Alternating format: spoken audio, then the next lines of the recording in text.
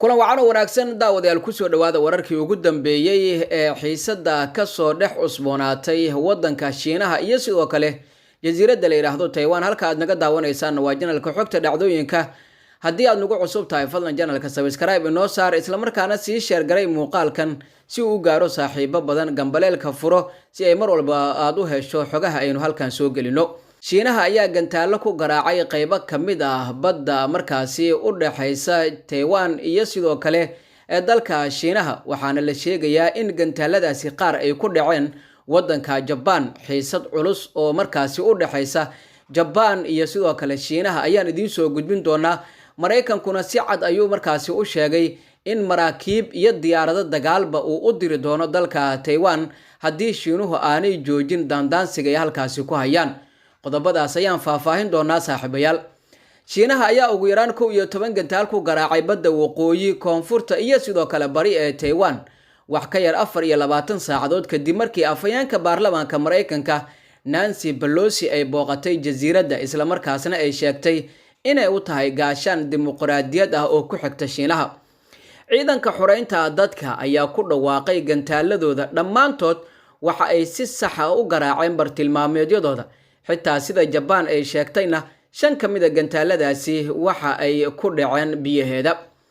militariga Shiinaha ayaa dhoolatuskan ku tilmaamay mid horudhac u ah bandhig weyn oo la doonayo in lagu ciqaabo jasiiradda Taiwan maadaama booqasho ay ku tagtay Mrs. Pelosi taasoo ka soo horjeeda sheegashada Beijing ee Taiwan. dhoolatuskan oo loogu sii dhawaanayo Taiwan lana filayo in uu socdo 72 saacadood ayaa sidoo kale siin doonta ciidamada Shiinaha dhaqan qiimo leh haddii maalin uun lagu amro in ay hareereeyaan oo ay weeraraan jasiiraddaasi. hogaamiyaha ugu sarreeya Shiinaha Xi Jinping ayaa sheegay in uu rajaynayo inuu ugu dambeyntii mideeyo Taiwan iyo Shiinaha iyada oo loo marayo tillaabooyin nabadeed, taasi oo qayb ka ah aragtidiisa ku aadan dib u soo cusboonaysiinta qaran awood leh oo Shiinaha ahi.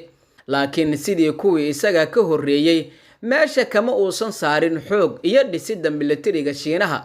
waxa ay gaartay heer ay taliyayaasha iyo falanqeeyayaasha qaarkood ay u maleeyaan in duulaanku uu yahay mid sii kordhaya oo macquul ah, inkasta oo uu weli aad khatar u tahay xaaladdu. xitaa haddii aysan suurtagal ahayn, iska hor imaad soo socda cagajugleynta iyo cabsigelinta ayaa gobolka qalqal gelinaya, waxayna si khatar ah u sii kordhin kartaa xiisadda, gaar ahaana haddii ay wax qaldamaan. iyada oo gantaalada ku soo dhacay meel u dhow Japan loo arkay fariin ah in Shiinuhu uu ku dhifan karo ciidamada Mareykanka ee halkaasi ku sugan, oo uu la jeeday digniin uu u dirayo xukuumadda Tokyo ee kharashka ku bixisa isbahaysiga Mareykanka. dowladda Japan ayaa Khamiistii sheegtay in 5 gantaal oo Shiinaha laga leeyahay ay ku dhaceen aagga dhaqaalaha gaarka ah, waxaana markaasi markii ugu horreysay oo mid uu ku dhaco biyahaasi. gantaal kale oo iyay dowladdu sheegtay in uu ku dhacay meel 50 mayl waqooyi galbeed ka xigta Yangon oo markaasi ah jasiirad yar oo ku taala cirifka koonfureed ee Japan, waxa ayna wax yar uun u jirtaa Taiwan. gantaalkuna kuma dhicin aagga dhaqaalaha ee Japan. dowladda Japan ayaa cabasho ka muujisay dowladda Shiinaha. tani waa arrin aad u xun oo qusaysa amniga qaranka iyo badbaadada dadka, ayuu yiri wasiirka difaaca Japan Nobuo Kishi. aqalka cad ayaa waxa uu sheegay in saraakiishu ay isku dayeen in ay isku dheelitiraan muujinta ah in aysan ka baqdin doonin ficilada Shiinaha iyaga oo raadinaya habab ay kor ugu qaadaan xiisadda.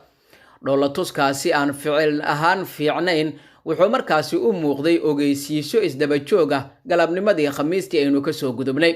John Kirby oo ah afhayeenka amniga Mareykanka ayaa waxa uu sheegay in Pentagon-ku uu amar ku bixiyay in markabka la yiraahdo Ronald Reagan in uu markaasi ku sii sugnaado saldhigiisa, laakiin xoogaa uu ka fogaado marinka laga galo Taiwan.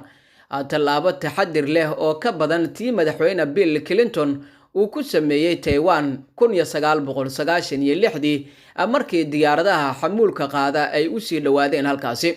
Mr. Kirby wuxuu kaloo sheegay in Mareykanku uu dib u bilaabi doono xurnimada socodka iyo sidoo kale dhaqdhaqaaqa isaga oo sii maraya maraakiibta ciidamada badda ee marinka Taiwan. laakiin wuxuu sugayay dhowr toddobaad taasoo muujinaysa in aqalka cad uu doonayo in daandaansiga Shiinaha ee hadda jira uu marka hore soo afjaro. waa istiraatiijiyad ka dhawaajisay habka madaxweyne Biden u wajahayo Ukraine, laakiin hadda si toos uma gelin ciidamada Mareykanku dhibaatada. 6 goobood ayuu Shiinuhu u doortay muhiimadda ay u leeyihiin ololaha suurtagalka ah ee lagu doonayo in lagu xiro Taiwan loogana hortago faragelinta shisheeye. Major General Min Xianqin oo ah professor istiraatiijiyada ka dhiga jaamacadda difaaca qaranka ee magaalada Beijing ayaa ku sheegay arrintaasi waraysi uu siiyay telefishinka Shiinaha. hal aag ayaa daboolaya qaybta ugu ciriirisan marinbiyoodka Taiwan.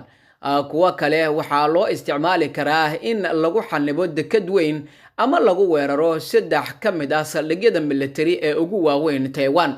mid ka mid ah oo ku yaala koonfurta Taiwan wuxuu abuurayaa shuruudo lagu xiro albaabka oo lagu garaaco, ayuu yiri. waxa uuna ka dhawaajiyay in dhoolatuskan mid ka weyn oo loo adeegsanayo rasaas nool ee jidka ku soo jirto. shabakadda TV-ga dowladda Shiinaha ee CCTV ayaa sheegtay in mid ka mid ah gantaaladaasi uu dul maray Taiwan, taasoo muujinaysa kororka cadaadiska Shiinuhu ku hayo jasiiradaasi, isla markaana uu halis ugu jiro xisaabin qaldan. General Ming ayaa waxa uu sheegay in dariiqaasi uu ahaa kii ugu horeeyay ee ay qaadaan ciidamada Shiinaha. tani waa markii ugu horeysay oo ay militarigu si wada jir ah howlgal uga sameeyaan dhammaan jasiiradda Taiwan, ayuu yiri Major General Ming. waa in la sheegaa in kasta oo tani markaasi ay tahay layli u eg dagaalka dhabta ah, waxa markaasi ay waqti kasta isu rogi kartaa dagaal dhab ah. dacaayadda Shiinaha ee ku xiran dhoolatusyada uu sameeyay iyo sidoo kale kor u kaca dareenka wadaniyadeed ayaa laga yaabaa in ay u noqoto meel isu soo bax soo dhaweyn ah oo uu gaaro Master Xi, hogaamiyaha xisbiga Shuuciga ah. laakiin Master Xi waxa uu haystaa in ka badan qodobo dacaayad ah oo markaasi isaga khuseeya. 8 sanadood ee la soo dhaafay waxa uu dib u habeyn xooggan ku sameeyay ciidanka xoreynta dadka, isaga oo dardar gelinaya u gudubka ciidamo horumarsan oo awood u leh in ay saadaaliyaan awoodda Shiinaha oo ay ku jirto Taiwan. dhoolatusku waxa uu siin karaa taliyayaashiisa khibrad qiimo leh oo ku saabsan howlgallada wadajirka ah ee ciidamada cirka, badda iyo gantaalada ee jasiiradaasi. ma aha oo kaliya fariimaha. Oriana Scaler Mastro oo ka tirsan macahadka Freeman Spolin ee daraasaadka caalamiga ah ee jaamacadda Stanford oo darseeya ciidamada Shiinaha iyo suurtagalnimada in ay weeraraan Taiwan ayaa sidaasi sheegay. iyada oo la qarinayo calaamadeynta, waxa ay isku dayayaan in ay asal ahaan tijaabiyaan awoodooda iyo sidoo kale in ay ku sameeyaan dhaqdhaqaaqyo adag oo lagama maarmaan ay u tahay Taiwan, ayuu yiri. Mareykanku waxa uu ku dhiirigelinayay xulafada gobolka in ay isugu soo baxaan agagaarka Taiwan, waxa ayna markaasi ay kordhiyeen dadaalada lagu wanaajinayo awoodda difaaca ee jasiiradda. jawaabta Mareykanka ee Khamiistii dhoolatuska Shiinaha waxay markaasi u muuqatay inay si cad u qeexayo istiraatiijiyada Mr. Biden oo ah u muujinta Beijing in Mareykanku aanu joojin doonin hubeynta Taiwan iyo sidoo kale in la muujiyo in Mareykanku uusan ka bixin gobolka. si gaar ah mas'uuliyiin dhowr ah ayaa la yaabay in fariintoodu ay soo bixi doonto iyo in kale, sida mid ka mid ah saraakiisha sarsare uu sheegay.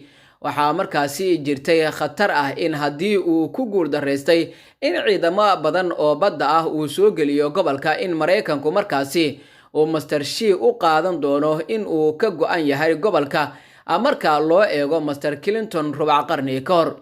saraakiisha hadda iyo sidoo kale kuwii hore ee Pentagonka iyo taliyayaasha militariga ayaa sheegay in gantaalada Shiinuhu ay u adeegeen ujeedooyin istiraatiiji ah oo ballaaran iyo yoolal howlgal oo gaar ah.